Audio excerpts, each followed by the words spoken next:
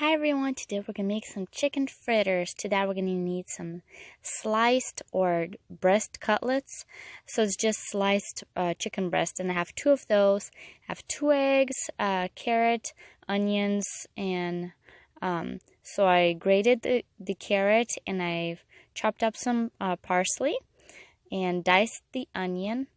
And we're just going to combine everything in a bowl like that, and then we're gonna cut our chicken. As you can see, I already bought sliced, which is called cutlets of the chicken breast, and then I cut it in sliced like that, and then across to make like diced. You don't want to make them too large because it's gonna take some time to cook. Put all in the ingredients in this bowl.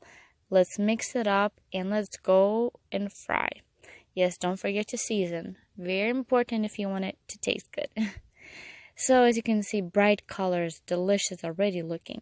So let's go over to our stove, heat some oil, and over medium heat, put a dollop of each mixture and cook until it browns on the side, which takes about 4 or 5 minutes maybe. And then you flip and let it cook the same, and then voila, delicious. And I love to eat this as is, or you can even make it like sandwiches. Like I get toasted bread, I put little mayo, and then a slice of cheese, and then this. So delicious.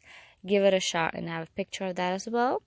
So that's what it looks like on the inside. Very moist, airy, really, really good. Like, give it a try. And it's simple ingredients. I mean, I'm pretty sure you have that in your fridge.